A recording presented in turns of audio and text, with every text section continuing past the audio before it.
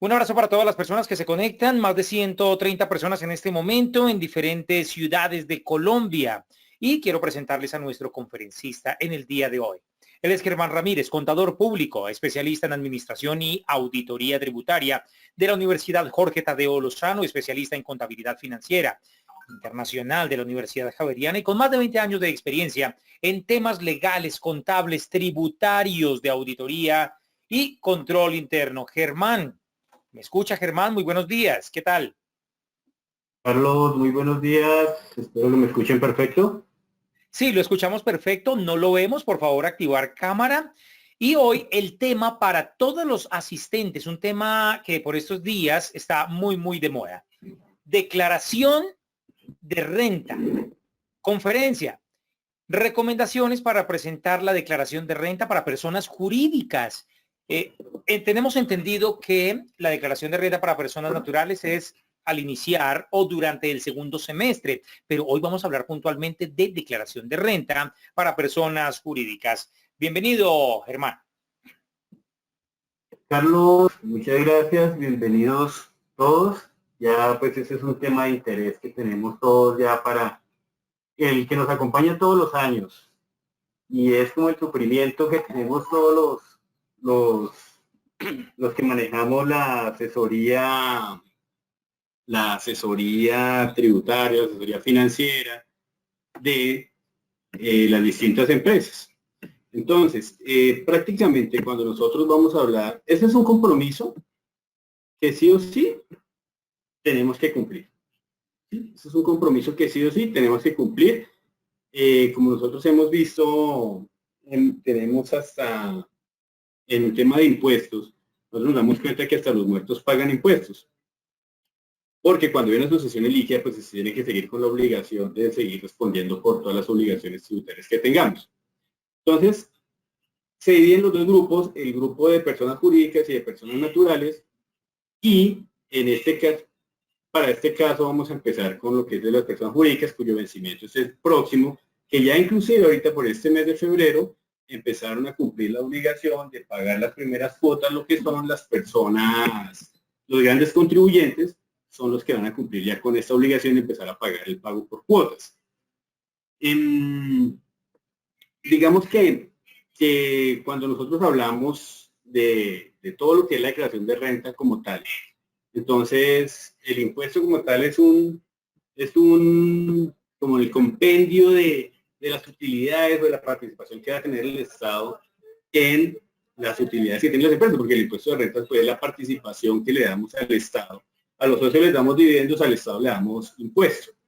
¿Sí? Entonces, vamos a hacer una breve presentación y vamos al final a dejar un buen espacio para preguntas. ¿Le parece, Carlos? Sí, me parece muy bien. Entonces, si pudiéramos agrandar un poquitico más la presentación. Discúlpame aquí. Para que quede full pantalla. Y sí, yo voy a estar aquí cuando usted requiera, Germán, para hacer la lectura. Me parece bueno el tamaño. Bien. Listo. Entonces, yo vamos a tener un temario aquí general. Vamos a tener aquí lo que son el objetivo del impuesto a la renta o la declaración de renta, de las generalidades, de que todos los obligados, las deducciones que nosotros creemos o que las empresas creen tener derecho y todas las condiciones que tenga que cumplir para eso. O sea, no basta con decir que la empresa operó y tuvo que incurrir en algunos gastos para que esos gastos, uno pensaría que esos gastos van a ser aceptados fiscalmente sin problema. No, eso tiene unas condiciones, tiene unos límites, etcétera. También tiene unos sistemas de determinación y obviamente tenemos pues unas tarifas diferenciales. Entonces nosotros tenemos que determinar siempre cuáles son las razones de ver si yo estoy obligado o no, o algunas veces el impuesto a la renta pues simplemente se surte con un formalismo. Sí, se surte con un formalismo y muchas veces la declaración del impuesto no significa que yo tenga que pagar, es simplemente cumplir con el deber formal. Si no cumplo con ese formalismo, sí voy a tener una consecuencia que puede acarrear una sanción por extemporaneidad y demás.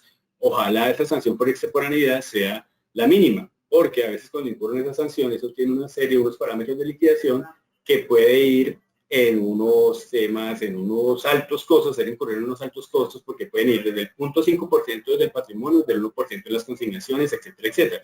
Todo lo vemos en el artículo 650 del Estatuto Tributario. Sí, entonces, ¿qué son los objetivos? Nosotros tenemos que determinar las razones, los requisitos, cómo voy a determinar y cómo voy a depurar el impuesto a la renta.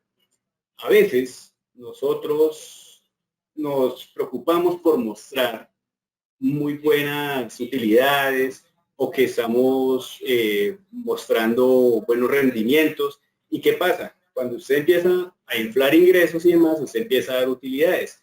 Y resulta que si usted dijo mentiras en los ingresos, pues al decir mentiras en los ingresos, usted está diciendo que tiene mucha utilidad y esa utilidad lo que le va a acarrear es que usted se acoja a un gran impuesto, plata que ni siquiera tiene. ¿Mm? Ok. Entonces, ¿qué busca el impuesto a la renta? Que sea equitativo, que sea progresivo. Obviamente el Estado pues necesita de los impuestos. Ustedes saben que todos debemos pagar impuestos porque se requiere tener recursos para poder financiar todas las necesidades que el Estado adquiere. ¿Sí? Todas las inversiones en las que el Estado está en la obligación de incurrir, pues se sustenta de impuestos. Ya ustedes ven que están dando la reforma tributaria y esa reforma tributaria va a ser un poco, bueno, ninguna reforma tributaria es justa, pero la que se viene va a ser un poco más, busca abarcar más contribuyentes, ampliar la base de contribución, 1 millón de contribuyentes, y eso significa que están promediando que aquella persona que tenga ingresos de más de 3,5 millones de pesos ya tenga la capacidad de pagar impuestos. Pero bueno, eso es otro tema. Entonces, en fin, es progresivo, el Estado actúa como socio, el Estado necesita de sus impuestos y por eso el incentivo a la productividad y demás, que ustedes lo han visto como se ha visto aquí en esta pandemia. Bien, el formulario que se utiliza para las personas jurídicas, pues es el 110. Algunas personas naturales utilizan el 110 cuando no son residentes. Las fechas de presentación, pues siempre la declaración de renta se presenta año vencido. Es decir, ahorita ya estamos próximos a el vencimiento de la declaración de renta del año 2020. ¿Sí? Se presenta en el 2021. La declaración de renta del 2021 se presenta en el 2022 y así sucesivamente. Bueno, entonces, todo impuesto tiene que cumplir 5 elementos. Todo impuesto tiene que cumplir 5 elementos: sujeto activo, sujeto pasivo, hecho generador, una tarifa. El sujeto activo, pues, es el beneficiario del impuesto, que en este caso viene a ser el Estado, obviamente. El sujeto pasivo, pues, son las personas jurídicas, son las personas que van a estar obligadas a cancelar el impuesto. El hecho generador, entonces, es la generación de ingresos, de rentas grabadas y sus complementarios. En este caso, pues nosotros hablamos de lo que son ganancias ocasionales. Y la base gravable, pues, la renta líquida, es después de depurar todas las deducciones en las que tenemos, en las que ya habíamos hablado anteriormente. La tarifa para el año 2020 ya es del 32%. El año pasado veníamos del 33%, ya este año vamos para el 32%. Hay unas tarifas preferenciales que son del 20% y el 9%. Del 9%, recuerden lo que teníamos de la ley 1429 y demás, para esta depuración. Del 20%, pues tenemos las zonas francas y demás. Bien, ojo, ¿de dónde parte el impuesto a la renta? El impuesto a la renta parte de los ingresos obtenidos. ¿Sí? Se presume que un ingreso es un incremento patrimonial o es susceptible de incrementar el patrimonio. O sea, un ingreso es sinónimo de riqueza. Entonces, por eso, siempre vamos a hablar de gravar, son los impuestos, los ingresos obtenidos. Cuando no hay ingresos, se miran otras variables que puedan llegar a generar algún tipo de impuesto, pero el punto de partida siempre van a ser los ingresos. ¿Y qué se considera ingreso? Aquello que sea susceptible de incrementar el patrimonio del contribuyente. ¿Sí? A esto le hacemos una depuración, es decir, las devoluciones o rebajas que otorguemos a los clientes o los descuentos que se den en las ventas, lo depuramos y ahí vamos a tener un ingreso neto. A esto mismo le vamos a aplicar todo lo que sean los costos atribuibles a ese ingreso. ¿Sí? Todos los costos que sean directamente atribuibles o imputables a ese ingreso, se los vamos a restar directamente, lo que conocemos comúnmente como el costo de ventas. Y de allí ya pasamos a lo que es las deducciones, que en el ámbito contable se llaman gastos. ¿Sí? Entonces es lo mismo, en el impuesto se llaman deducciones y en la contabilidad lo llamamos gastos. Todo lo que usted gaste, en lo que usted incurra, que sea necesariamente para generar el ingreso, en renta lo vamos a llamar deducciones. ¿Mm? Para el tema de los ingresos, todo lo vamos a remitir al artículo 26 del Estatuto Tributario. Tenemos una estructura, entonces cogemos los ingresos brutos, le restamos los ingresos no constitutivos de renta, de pronto podemos tener ingresos no constitutivos de renta, de ahí se entienden constitutivos, no constitutivos de renta cuando usted recibe como compensaciones. Sí, que usted una indemnización o algo que no le está generando su patrimonio, sino que lo está compensando. ¿Sí? Básicamente es lo que se llama ingreso no constitutivo de renta y pues él no va a estar sometido al impuesto.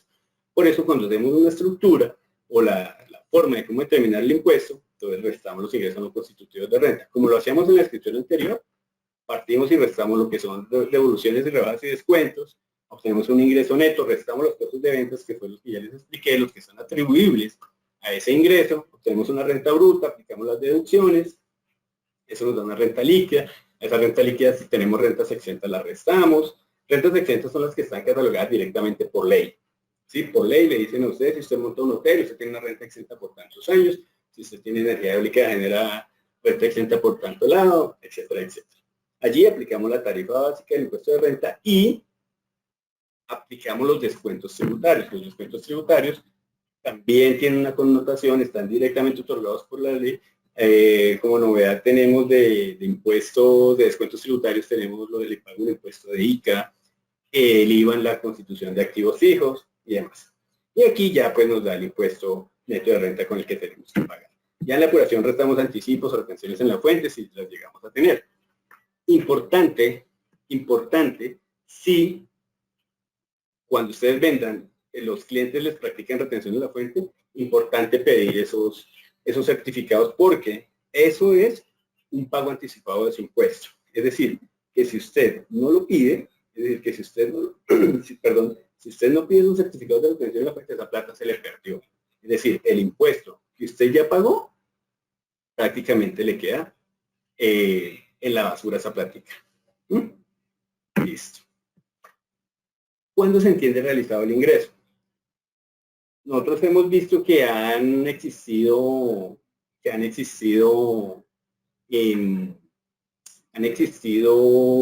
modificaciones con el tema de NIF, con el tema de facturación electrónica y demás, entonces han habido reformas tributarias que han llevado lo tributario a lo contable o viceversa.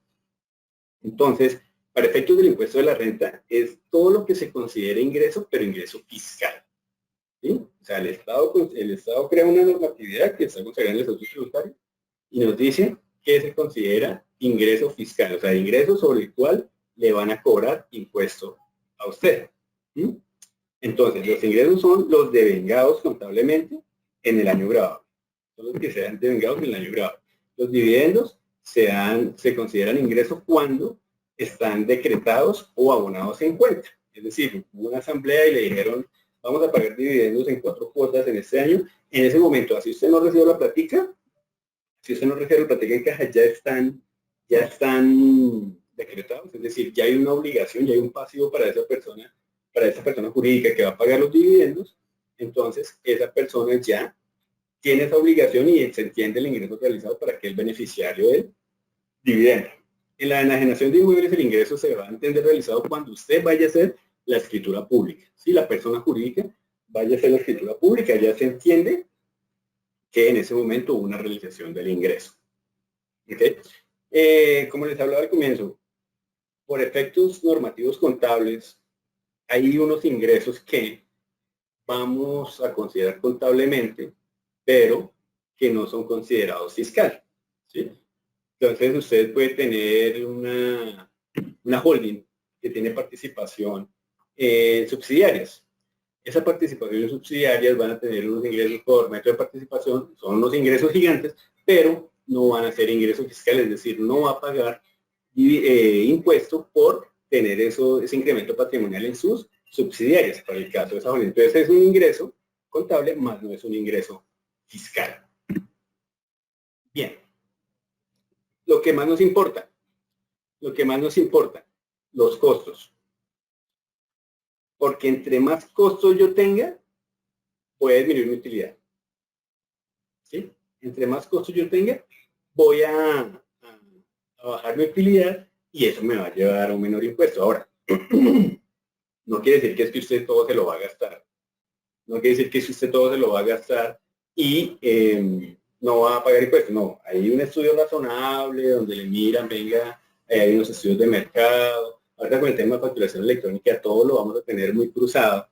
Sí, ya todas las empresas están obligadas a emitir facturación electrónica, salvo los agricultores y demás, que ellos tienen unos plazos especiales, pero, pero todo este tema de los costos es el que más nos interesa porque para efectos tributarios, ¿sí? Para efectos tributarios, porque es que cuando usted está haciendo una planeación financiera y demás, usted lo que le interesa es reducir costos, ¿sí? A usted le interesa reducir costos y al reducir costos, pues va a tener mayor utilidad. Entonces, si tengo más utilidad, chévere, ahora para más dividendos, pero usted que tiene más utilidad va a pagar más impuestos.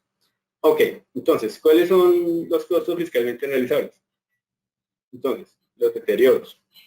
Este deterioro de inventarios es realizable como deducción solamente hasta que usted enajene el inventario.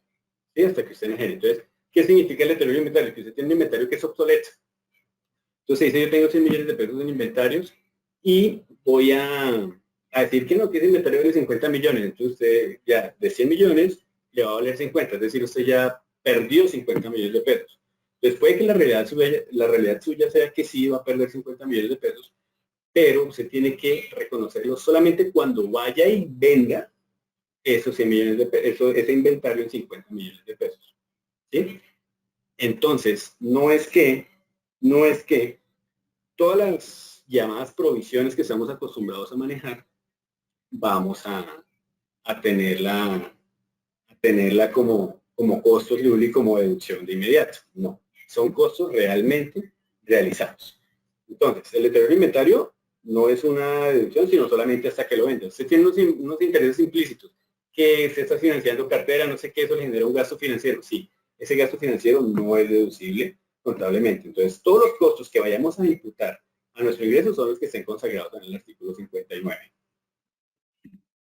La medición de valor razonable tampoco, las provisiones efectivamente no, las estimaciones tampoco, o sea, los pasivos estimados puede que NIF lo obliguen a reconocerlos, pero fiscalmente no se lo van a aceptar hasta tanto usted no tenga una obligación real, que es el dilema que tenemos ahorita con este tema de los aportes pensionales que fue anulado. ¿Sí? Ustedes vieron que cuando empezó la pandemia, por el mes de abril o mayo, no recuerdo, decretaron que solamente el aporte pensional se pagaba en 3-4%. Entonces, esta parte que se dejó de pagar, la Corte Constitucional declaró inexequible ese decreto y ahora toca pagar esos aportes. En ese momento usted, aquí vamos a tener, se conviene de alguna manera estimar una provisión por eso, por esos valores patronales a pensión que se dejaron de pagar, constituir un pasivo real. Sí, uno primero lo tomaba como provisión, pero ahorita toca tomarlo como pasivo real porque eso es una obligación que sí o sí se nos va a dar. Ok, los faltantes de inventarios, entonces los faltantes de inventarios depende cuándo usted lo vaya a reconocer, ya ahorita vamos a hablar cuándo pueden ser aceptados fiscalmente esos deterioros de inventario, esas pérdidas de inventario. La realización del costo, entonces en los activos móviles es el momento de ponerlos en condición de venta del inventario. Mientras usted lo compra, usted lo importa, le hace unas formaciones, unos empaques, qué sé yo, hasta tanto. No lo ponga en condiciones de venta, ese inventario no lo puede enajenar y ese costo no se le puede dar. Obliga a llevar un sistema de inventarios, claro, ya sea los que más conocemos, el periódico o el permanente. En el inventario, cuando se tenga disminución de inventario, es aceptable fiscalmente solo hasta un 3%. ¿Y qué características tiene? Eso es un poco difícil de comprobar, pero a modo general, lo que le implica es que le acepta hasta un máximo del 3% del inventario que se tenga y que ese inventario sea de fácil destrucción o pérdida. ¿Sí? O que se demuestre que ese inventario se le dañó por fuerza mayor, un ciclón, un derrumbe, una inundación, etc. Que sean de baja obsolescencia, que sean distribuidos, el costo que usted va a tener es el costo de adquisición. ¿Qué sucede? A veces usted llega e importa producto y lo tiene. Y entonces resulta que usted fue afortunado e importó una tasa de 2.000 pesos. Y ahorita la tasa está a 5.000. Entonces no puede decir que usted, cuando se le perdió su inventario, el costo que le va a atribuir va a ser el de 5.000 pesos, que es el que lo tiene valorado hoy. No, es al costo de adquisición, ¿sí? Como para, aquí la ley lo blinda para que no le hagan goles al impuesto de renta. Perfecto. Si están asegurados, entonces la deducción que va a tomar esa persona por los inventarios es solamente, sí o sí, hasta la parte que no cubra la póliza. Si usted el inventario asegurado y ocurrió un siniestro, usted dice, voy a llevar como deducción del siniestro. No, porque si usted lo tiene asegurado, la póliza le va a compensar eso. Para eso es una póliza de seguros. La póliza le va a recompensar ese valor, pero de pronto hay algo que no le cubre. Entonces, si usted va a tomar una deducción por esa pérdida, solamente puede tomar como deducible aquello que la póliza no le llegue a cubrir. En propiedad planta de equipo, pues aquí nos vamos al artículo 69, entonces, ¿cuál va a ser el costo de adquisición? Entonces, usted compró un inmueble, le hizo adecuaciones y demás, ese va a ser su costo. Aquí hay mucha gente que le gusta jugar con eso, entonces si usted compra un inmueble y lo compra en obra gris, usted lo está declarando, ese es su costo de adquisición y lo está declarando por eso. Las mejoras y demás cosas que le hizo lo está llevando al gasto. Cuando usted vaya a enajenar ese inmueble, y usted lo compra en 100 millones, y resulta que al cabo de 3 años lo va a vender en 300, pues usted solamente puede llevar como costo de ese inmueble los 100 millones, que es el costo que usted tiene reconocido.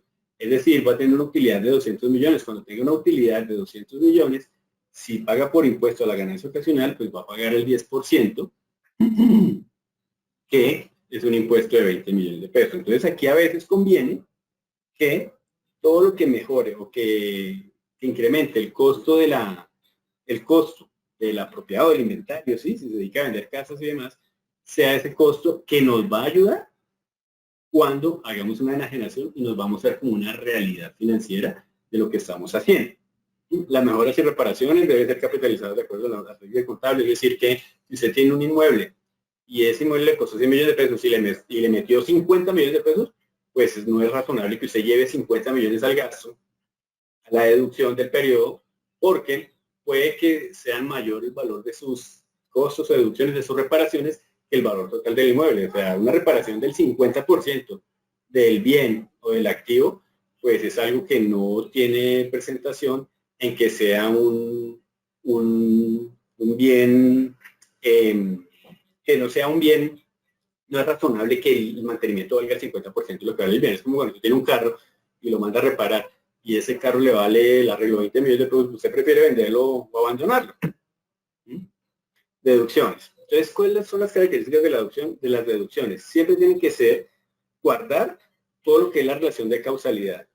La deducción tiene que ser necesaria y la deducción tiene que ser proporcional. El caso que les estaba mostrando, es,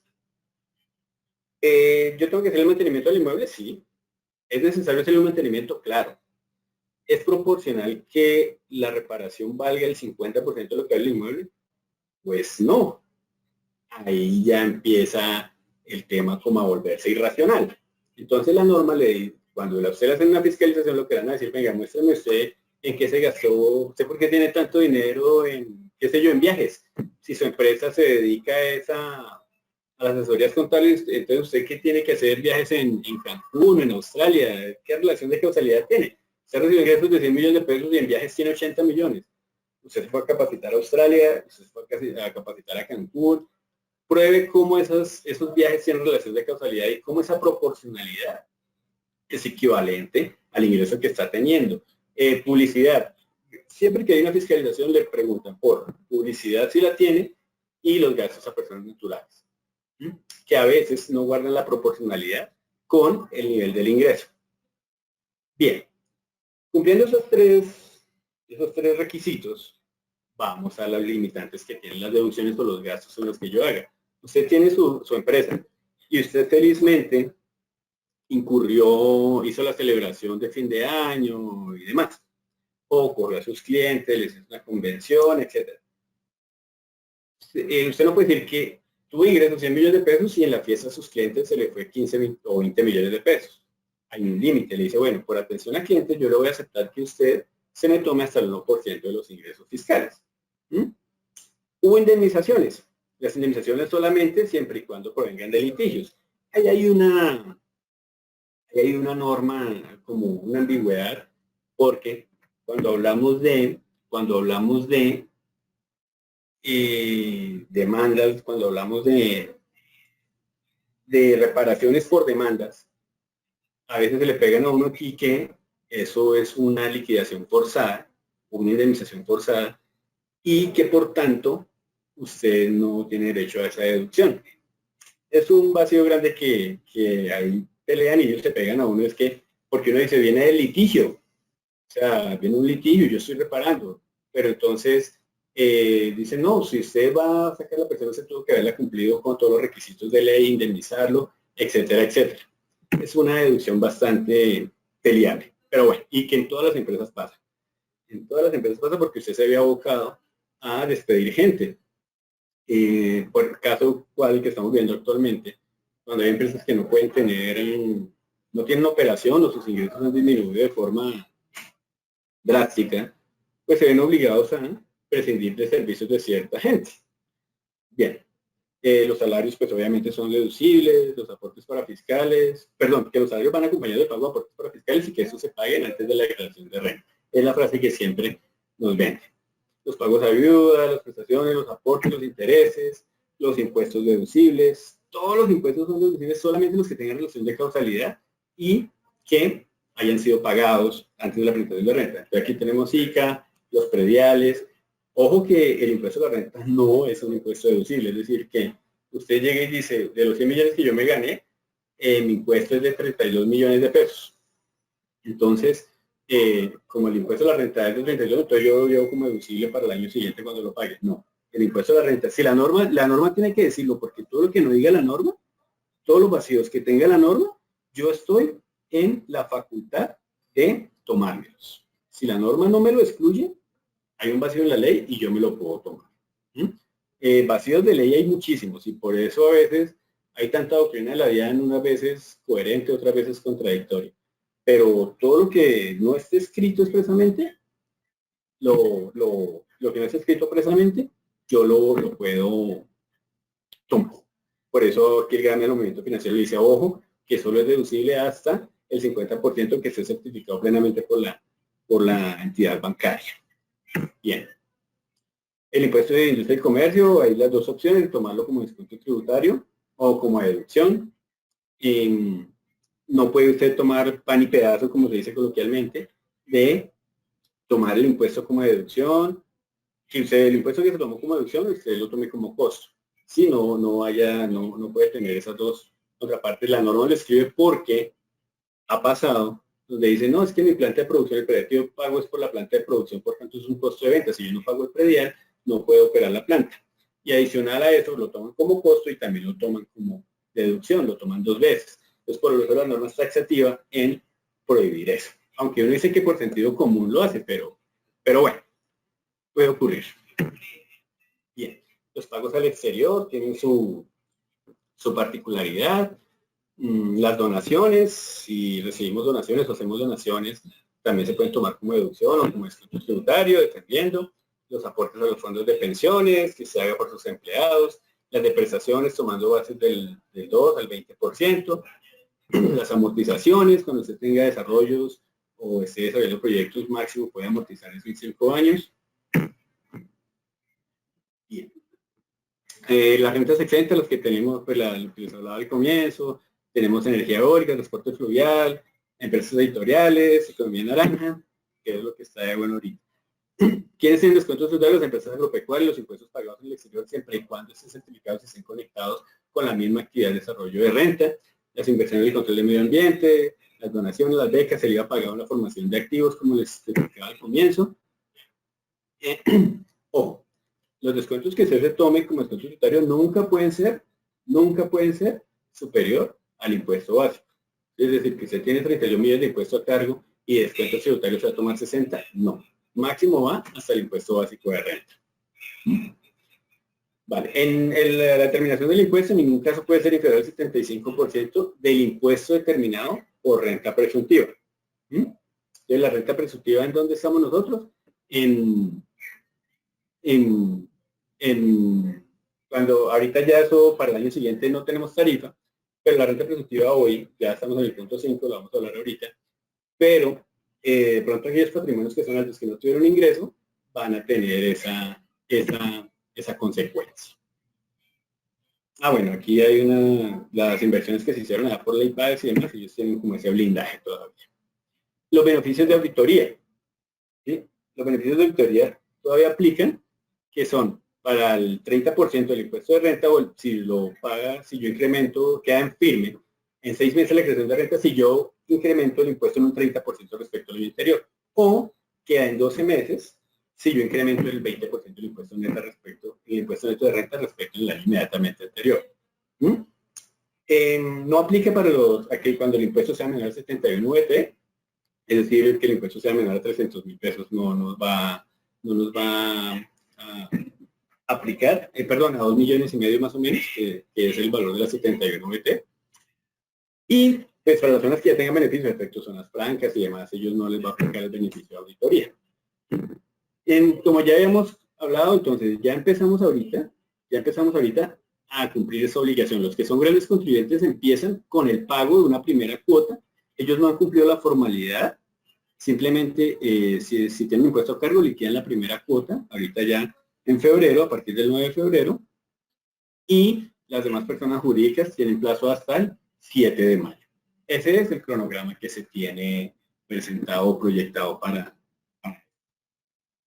Entonces, pues no sé, Carlos, esa era como el abrebocas que teníamos y quedamos abiertos a preguntas. Muy bien, 11:33 minutos. Vamos con algunas preguntas que ya tenemos en el chat. Y son muchas las preguntas y los invitamos para que vayan dejándolas aquí en este chat, porque sé que este tema genera muchas dudas. Iniciemos en orden. Dice, buenos días, señor. El auxilio a la nómina que otorgó el gobierno es ingreso no constitutivo de renta. No, ese ingreso es grabado. En ningún momento, y eso era una queja que tenían todos los de Camacol y todos los gremios, diciendo que como una ayuda va a ser sujeta a impuestos. Y efectivamente sí, eso es un ingreso grabado con el impuesto de renta. Estos costos de los que hace mención no son deducibles fiscalmente, pero sí debo mostrarlos contablemente, pregunta Manuel Fernando. ¿Me repites la pregunta? ¿No te la copié bien? Estos costos de los que hace mención no son deducibles fiscalmente, pero sí debo mostrarlos contablemente, en específico, sí, claro, el deterioro de inventarios. Sí, claro. Todo siempre todo conlleva siempre a todos los contribuyentes nos toca hacer una conciliación fiscal que llamamos, o una conciliación entre lo contable y lo fiscal. Y efectivamente, claro, la contabilidad, lo ideal es que la contabilidad sea igual al impuesto de renta, pero hay cosas que no se pueden. Caso típico, el deterioro de inventarios. Caso típico, el 4 por 1000. Yo tengo de impuesto 4 por 1000 10 millones de pesos, pero la norma me dice que solo me puedo tomar hasta el 50%. Es decir, ya voy a tener una diferencia entre lo contable y la declaración de renta. Yo de gastos por contabilidad voy a tener 10 millones de impuestos del 4 por 1000 y en renta voy a tener tan solo 5 millones, que fue lo que me certificaron la entidad, que me puedo tomar el 50% nada más. Óscar Hurtado dice, el valor comercial, el valor catastral y el valor en libros de un inmueble tienen grandes diferencias. Por supuesto, el valor comercial es muy alto. Se planea vender el inmueble. ¿Cuál es la recomendación para que el valor de ganancia ocasional sea mínimo? Pues ahí se está supeditado a una depuración o un costo que tenemos que llevar. Sí, entonces, el artículo 69 nos da los lineamientos y por eso dice que el costo de los PPE es el costo de adquisición. Lo ideal es que usted vaya valorando y todas las mejoras lo vaya capitalizando para que en el momento de que usted tenga una enajenación pueda tener un costo o una utilidad por ganancia ocasional pequeña. O también tomar el avalúo catastral. ¿Sí? Eso también es permitido para que usted pueda reducir esa brecha que vaya a llegar a tener. ¿Los aportes a la seguridad social es el pagado o el devengado? Bueno, la normatividad general es que usted todos esos pagos para fiscales y demás los pague antes de la creación de renta para que no tenga problemas. ¿Sí? Su nómina y sus gastos para fiscales, todo se paga antes de la creación de renta, especialmente los para fiscales del mes de diciembre. Ahí no tenemos ningún problema. De pronto resulta, y efectivamente, si yo voy a hablar de devengo, pues el gasto se da en el momento en que yo devenga el gasto, ¿cierto? Y hay una connotación, caso típico que nos va a pasar ahorita con este tema del aporte pensional. Yo hice un gasto, incurrí en un gasto en el año 2020, que no lo he pagado. No lo he pagado no porque no quise, sino porque la norma me dijo, salió un decreto que decía que no lo podía, que no lo debía pagar, pero ahora me dicen que sí lo debo pagar. Entonces, la realidad es que yo ese gasto sí lo debería llevar como un gasto fiscal. Sí, porque es un gasto real y yo incurrí en ese gasto. La persona trabajaba para mí, etcétera, etcétera, y ya me dijeron que tenía que pagar. En ese orden de ideas, hay como ese vacío ahí. En primera medida, yo diría que sí, es un gasto fiscal porque se incurrió en él, que no lo he pagado porque no me han permitido pagar. Bien, Zaida Tatiana nos pregunta a esta hora 11:37 minutos. Tenemos todavía 23 minutos. Sigan haciendo sus preguntas. Estamos a través de la plataforma privada, más de 300 personas. Invitamos también a las personas que se conectan a través del Facebook Live de Revista Latin Pyme en estos momentos con el experto Germán Ramírez. Dice, beneficios económicos de Impulsa por emprendedores son grabados de renta e ICA. Sí, no tengo conocimiento exacto de cuáles son los beneficios que ellos entregan, pero si ese crédito, ese subsidio no está catalogado directamente en la norma como un ingreso no constitutivo o como un ingreso exento, debe manejarse como un ingreso grabado. Todo esto tiene que decirlo claramente en la norma, como les estaba explicando al comienzo. Lo que no está escrito, lo que no dice la norma, no les da al intérprete aplicar. Sí, o sea, yo no puedo aplicar la norma como yo la interprete. Si no está taxativo para este efecto de ingresos, por eso hablábamos de, hay un capítulo de rentas exentas, hay un capítulo de deducciones, hay un capítulo para costo de activos fijos, hay un capítulo para costo de inventario. Si yo no tengo, si eso no está claramente allí, debes quedar grabado. La deducción de aportes a la seguridad social es lo pagado. Bueno, esto ya lo respondió. Tengo otra pregunta por acá. Bien, me llegan preguntas también a través de mi WhatsApp. Mucha gente que no está conectada, pero lo están viendo a través de las redes sociales. Dice, ¿cuál es el manejo de las pérdidas fiscales? ¿El manejo de cuál? Perdón, Carlos. ¿Cuál es el manejo de las pérdidas fiscales? Bueno, las pérdidas fiscales tienen una opción de compensarlas. ¿Sí? O sea, lo que usted ha tenido, entonces eso tiene que mirar el manejo que se le da y el límite que usted tiene para la compensación de esas pérdidas. Si mal no sé, el artículo 147 es el que nos da este lineamiento. ¿Cuál es el tratamiento diferencial que tienen las entidades pertenecientes al régimen especial para sociedades CESE, zonas económicas y sociales especiales? Pregunta Laura. Bueno, estas zonas de inversión tienen un capítulo taxativo allí. Ellos tienen que cumplir con unos requisitos de inversión y si ellos tienen esa inversión, no tienen ningún problema creo la mayoría de sus ingresos vienen a ser exentos porque ellos están cumpliendo como una labor social. Pero eso tiene un capítulo taxativo. Aquí estamos hablando del marco general.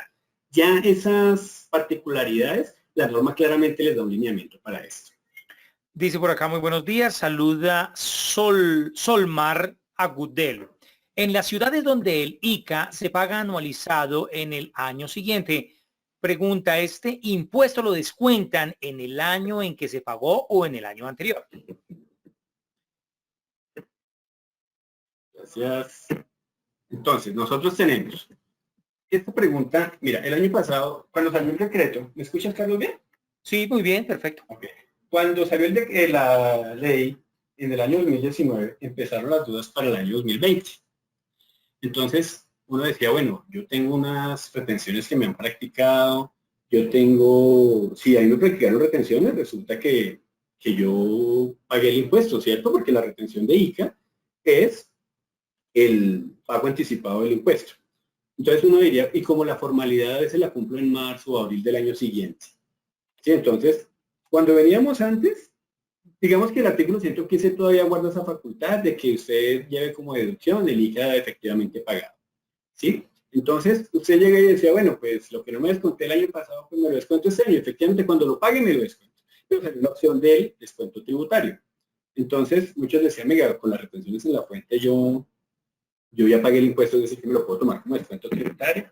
Y además empezó la discusión y para hacer una doctrina le iban diciendo que eso no se podía porque si no cumplió la formalidad, etcétera, etcétera. Cuando usted vaya a declarar el impuesto de IQT con esas retenciones, usted no sabe si le da impuesto a cargo, si le da saldo a favor, en fin. Por allá después hay otro concepto donde le diga, venga, si usted quiere tomarlo como descuento tributario, siempre y cuando pague o vaya a presentar la declaración antes del impuesto a la renta. Sí, entonces en ese caso, ahí sí puede tomar ese descuento tributario. La deducción, pues también la toma siempre y cuando pues lo haya, sea lo efectivamente pagado. Esa es como la condición que hay con el impuesto de industria y comercio. Bien, siguen preguntando acerca de el ingreso por el programa PAEF, ¿es ingreso grabable? Eso ya lo respondimos también. Ya. Bien. ¿Es deducible de renta? Espérate. Bien, bajo el chat entró otra pregunta. En cuanto a la GO disminuida por la venta de un bien inmueble, ¿puedo valorar el inmueble en el 2021 y venderlo en el 2022? Bueno, ahí tenemos que mirarlo. Eso, digamos que cuando nos volvemos tan creativos no es tan así. Nosotros tenemos que hacer una planeación. Sí, digamos que por allá el artículo 69 y subsiguientes, mucha gente lo que hace es incrementar el predial. ¿Sí? Incrementa el predial, pero le dicen que con base del impuesto predial del año inmediatamente anterior y es el costo que usted haya imputado en el año inmediatamente anterior a su patrimonio. ¿Sí? Entonces, si usted va a hacer esa planeación, yo le aconsejo que vaya incrementando su patrimonio, vaya dándole un valor real, un valor razonable, sea un avalúo, qué sé yo, y asimismo lo declare en su declaración de renta para que cuando lo va a vender tenga un costo demostrable de cómo es el costo atribuido a ese impuesto, a ese ingreso, perdón. Entonces, desde ese punto de vista, usted puede valorarlo y cuando usted tenga ese incremento patrimonial, si lo hace por medio de una valoración y demás, es probable que va a tener un impuesto diferido, si usted es grupo 2 o grupo 1, ¿no? Entonces hay que también tener en cuenta eso. Entonces, por eso la idea es siempre que usted tenga sus activos, los va valorizando de acuerdo al costo de adquisición, más todo lo que sea necesario para incrementar el costo de ese activo, para que no va a tener estas sorpresas en el momento de tener una enajenación. Bien, dice Gilmar Felipe Ruiz Quiñones. Un saludo para Gilmar, donde quiera que se encuentre en nuestro país. Una pregunta, ¿los gastos pagados en el exterior a las plataformas de publicidad como Facebook es deducible? ¿Tiene limitación? Bueno, la pregunta está muy buena. Ustedes han visto que la mayoría, ahorita todo es mucho telemarketing y demás, ¿no? Entonces, cuando existe esa reforma tributaria que está venidera ya empezaron a grabar ciertas plataformas y demás, porque ellos como prestan un servicio desde el exterior, eso no es un ingreso de fuente nacional, luego ellos no pagan impuesto acá. Cuando yo hago ese pago, la norma para el artículo 121, 120 y subsiguientes me dice que todos los pagos que se haga al exterior son deducibles siempre y cuando tengan retención en la fuente y siempre y cuando no superen el 15% de los costos y gastos de acuerdo de renta líquida, de agravable, etcétera, etcétera. Entonces, si usted le hizo retención en la fuente de esos pagos al exterior, no le superó los límites, puede llegar a ser deducible. Ahora, uno en qué se salva, uno en qué se fundamenta a veces. Diga, yo hice el pago por una tarjeta de crédito y uno dice que los bancos y las entidades financieras son agentes de retención. ¿Sí? Los bancos son agentes de retención. Entonces ellos, uno presumible, dice, bueno, si yo ya pagué el gasto, hice mi gasto a través de la entidad bancaria, ellos van a hacer la retención en la fuente. Se parte de ahí. Pero a veces, no solo es esta red social que es grande, hay otras redes sociales lo mismo. Hay algunas que sí tienen locación en Colombia y en ese caso no hay problema. Bien, continuamos. Daniel Andrés Toro, un abrazo para Daniel Andrés. Quisiera saber si premios recibidos en convocatorias, ejemplo, Mintic, Crea Digital, ¿esto recibido es constitutivo de renta? Por lo general esos premios son ganancias ocasionales. Sí, por lo general esos premios son ganancias ocasionales. Si la norma del estatuto tributario determina, ustedes por ejemplo recuerdan el agroingreso seguro, que era un auxilio que se le daban, estos auxilios agropecuarios taxativamente estaban constituidos como no constitutivos de renta o que en ningún momento generaban ingresos para la persona beneficiaria de ese subsidio. Si todos esos premios que yo recibo están en ese marco de ingresos exentos o ingresos no constitutivos de renta, no van a pagar impuestos. Pero eso tiene que tener una certificación. Por lo general, siempre que otorgan un premio de estos, dicen este premio está exento de impuestos o esto no sé qué, o esto constituye ingresos para el beneficiario. En la certificación ellos le tienen que dar una certificación por ese premio recibido y allí es donde le dan la categoría de ese ingreso obtenido. Bien, continuamos 11 de la mañana, 47 minutos. Hoy con Germán Ramírez. Muchas preguntas en el chat y también preguntan a través de las redes sociales. Recordamos, por favor, Germán, las fechas de cumplimientos para declaración de renta de personas jurídicas. Los grandes contribuyentes arrancan ahorita el 12 de abril y las personas jurídicas arrancan el 12 de abril y terminan el 7 de mayo. Ese es el plazo que hay. Ya este calendario tributario salió desde el año pasado a finales para el pago del cumplimiento de esas obligaciones. Ahora, si usted no tiene dinero, porque, o sea, yo vendo a crédito, estamos en una situación atípica, yo vendo a crédito, mi cliente era un restaurante, el señor por obvias razones disminuyó drásticamente su operación, me debe la cartera, no me ha negado la plata, no me ha negado el valor que me debe, pero no tiene el efectivo. Entonces, usted sabe que tiene que cumplir esa obligación, tiene un impuesto a cargo, presente la declaración de renta, no importa que no tenga plata para pagar, simplemente la presenta y la deja por pagar cuando tenga dinero, porque si no la presenta, se le va con una extemporaneidad y mínimo tiene que pagar una sanción mínima de 356.000 pesos, que son 10 VT. Sí, entonces, así no tengan dinero, cumpla con este deber formal para que se evite dolores de cabeza mayores. Exacto, cumplir con el deber de declarar renta y luego podría pagar. Gloria Isabel, saludo muy especial para Gloria Isabel. Gracias por estar conectada en este Facebook Live a través de las plataformas de LatinPyme y Unipyme. Los gastos de adecuación de una oficina tomada en arriendo que por la pandemia se devolvió, ¿se pueden deducir en el periodo 2020 o se deben activar y depreciar? Depende.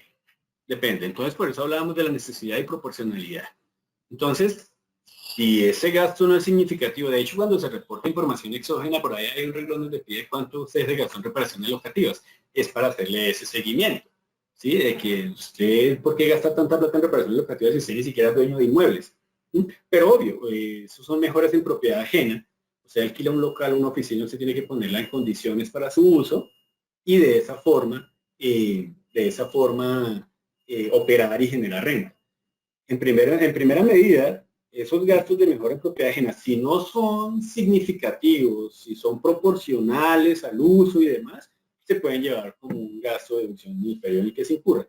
Si es de una manera, es decir, que usted le tocó revolcar todo el local y que simplemente está ahí es por el lugar donde está el lote, y eso es una reparación muy significativa, usted debe guardar es una amortización, no tanto activarlo, sino guardar una propiedad en mejora ajena y amortizar eso en máximo 5 años. Bien. Una bonificación no salarial que se da una vez al año y que se consigna a un fondo de pensiones voluntarios para ser deducible, ¿se debe pagar seguridad social y para fiscales sobre este valor? Pregunta Bueno, Eliana. todos los regalos que usted dé, le toca pagar impuestos. Entonces, aquí en este caso, el ingreso va a ser para el empleado va a ser el beneficiario de esos aportes.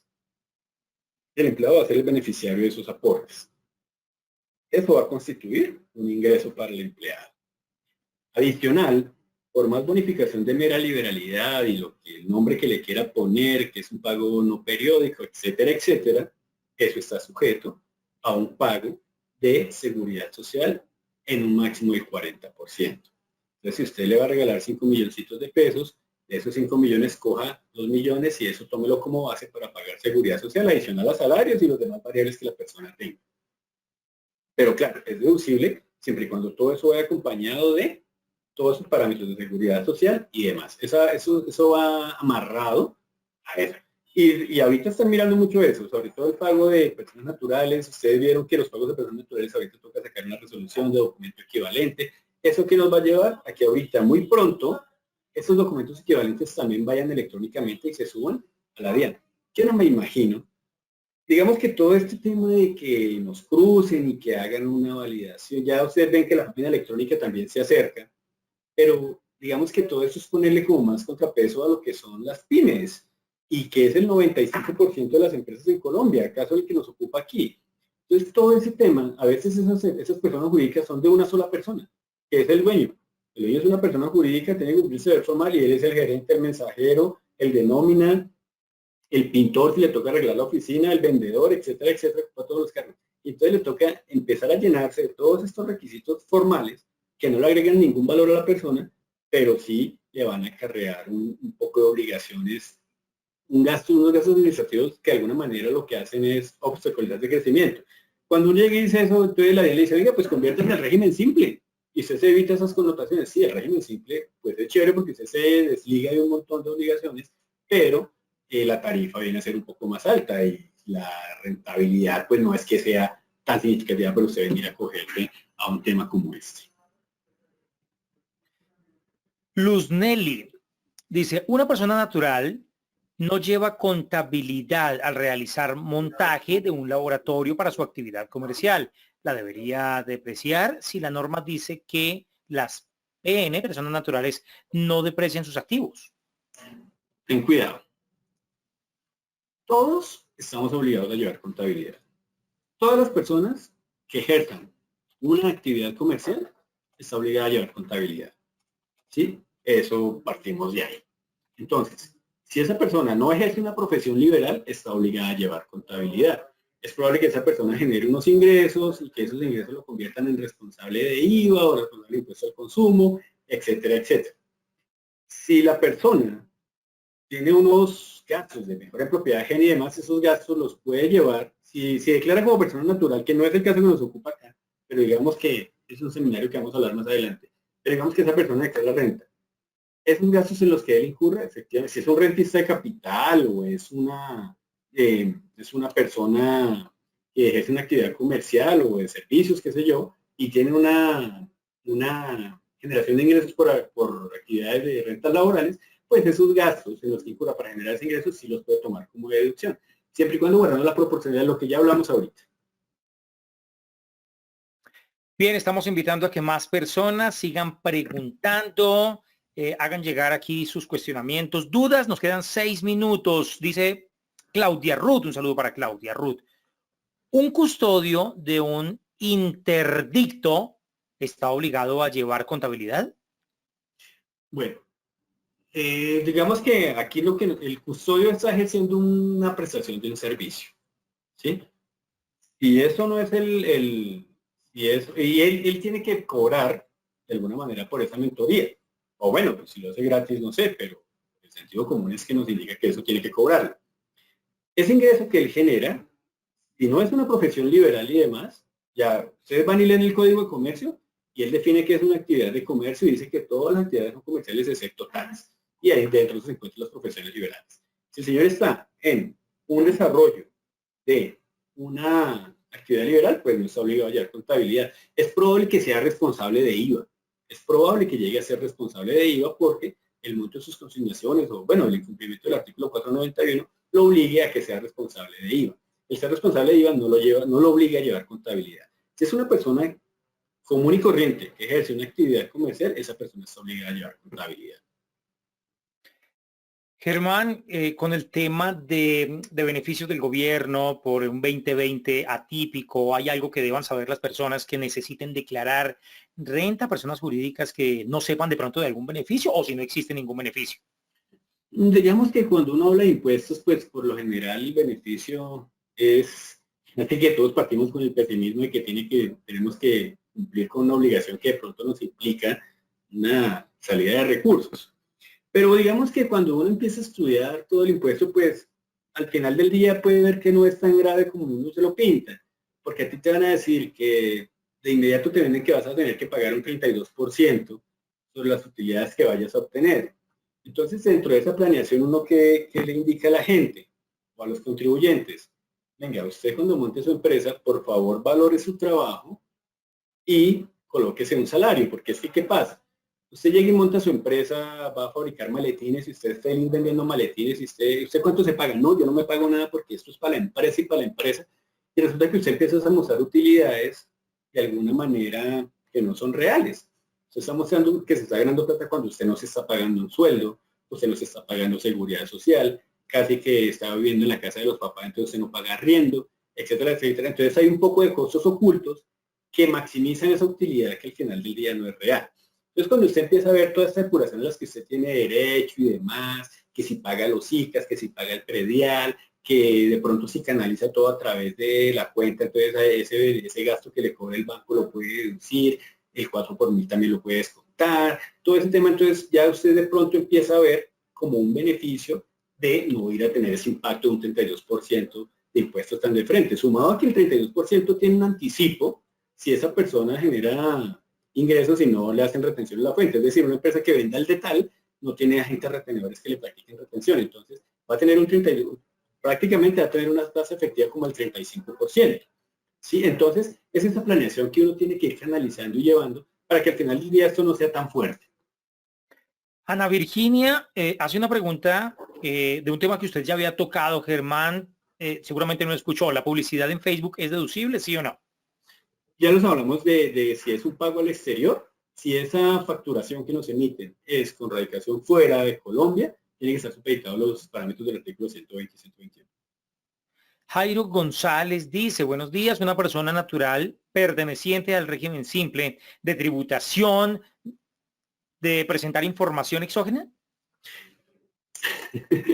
Resulta que aquí la DIAN nos jugó una mala pasada. Uno pensaría que pasándose al simple tiene una gran ventaja porque el impuesto es un poquito más caro, un poquito más alto, porque se paga sobre ingresos brutos y no sobre utilidad. ¿Sí? Entonces, no quiere decir que todo lo que usted tenga de ingresos es utilidad. Es un sentido común que a veces la gente malinterpreta. Usted vendió 100 millones de pesos y ¿cuánto se gastó? No, me tocó gastarme 120 para poder generar los 100 millones. A veces usted entre más vende, más pierde. Entonces, el régimen simple lo mira así como el ICA, lo mira sobre los ingresos. Digamos que en primera instancia el régimen simple lo blindaba todo, pero ahorita la DIAN está sacando una modificación a la resolución que tenía en 2019 para que esas personas naturales o las personas que pertenecen al régimen simple deban presentar información exógena. Dios quiera que no, pero yo veo que eso es lo contrario. Está modificando la resolución. Imagínense, o sea, eso me parece una falta de respeto con todos los contribuyentes. La gente no planeó, los del régimen simple no planearon, ellos ya pagan su impuesto, votaban todos los soportes, no guardan relación de las personas que le hacían pagos y demás. Y ahorita es probable que con esa resolución que esté sacando la DIAN, ya estas personas queden obligadas a reportar exógeno. ¿El impuesto del CRE se puede descontar al año siguiente de pérdidas? Pero una compensación de pérdidas. Ahí sí nos toca ya leer la depuración del artículo 147, todo lo que tuvimos allí. Digamos que en primera instancia ese CRE sí se puede compensar, eso salió por sentencia de la Corte y demás. En su momento ese impuesto fue como hasta el año 2016, 2017 si mal no estoy, ya ese impuesto no existe, pero de pronto las pérdidas que se hayan obtenido se pueden compensar hasta el tope que de los lineamientos del artículo 147. Muy bien, última pregunta. Bueno, antes un comentario positivo, excelente capacitación, gracias, espero que nos vuelvan a invitar. Claro que sí, todos los miércoles 11 de la mañana, diferentes capacitaciones y a lo largo del año en Latinpyme y en Fundación Unipymes, todas las noches diplomados con diferentes temas. Miguel Triana dice, el ICA anual en Bogotá se causa en 2019 y se paga en 2020. ¿Lo puedo deducir de la renta 2019? Sí, hay un concepto de la DIAN donde dice que siempre y cuando lo pague antes de la declaración que lo pague antes el impuesto de ICA, antes de la declaración de renta, sí señor. Bien, a todos muchas gracias. A todos muchas gracias. Nos despedimos 12 del mediodía. Germán Ramírez, muy amable. Estaremos conectados más adelante a lo largo del año para seguir capacitando a la gente en todo el tema tributario. Carlos, le agradezco muchísimo la invitación y pues espero, igual forma ahí tienen mi correo. Cualquier duda que ustedes tengan, pues no duden en escribirme para tratar de darle solución a las dudas que podamos llegar a obtener. Si alguna empresa necesita los servicios de Germán, sus redes sociales. Aquí está en la pantalla, mi correo es germanaugustorramírez@gmail y mi Twitter es @german80. Bien. Recuerden, de hoy en 8 días, un tema entre las 11 y las 12 del mediodía, igual que hoy, por las diferentes plataformas, en Facebook, cómo lograr equipos de venta exitosos. 17 de febrero. Me despido, soy Carlos Grosso, en nombre de la Fundación Unipymes y de Latinpymes Centro de Desarrollo Empresarial. Feliz almuerzo. Chao, chao. Carlos, gracias. Por favor, antes de que cierren, por favor, respondan esta pregunta. ¿El conferencista desarrolló con claridad la sesión de hoy? ¿Sí o no? Ayúdenme, por favor, las personas que todavía se encuentran en la plataforma. Solo den un clic. ¿Les gustó? ¿Sí o no? Ya votó el 30%. Ayúdenme, por favor, votando otro 30, otro 40% para tener una idea de cómo les pareció a ustedes la conferencia de hoy. ¿El conferencista desarrolló con claridad la sesión de hoy? ¿Sí o no?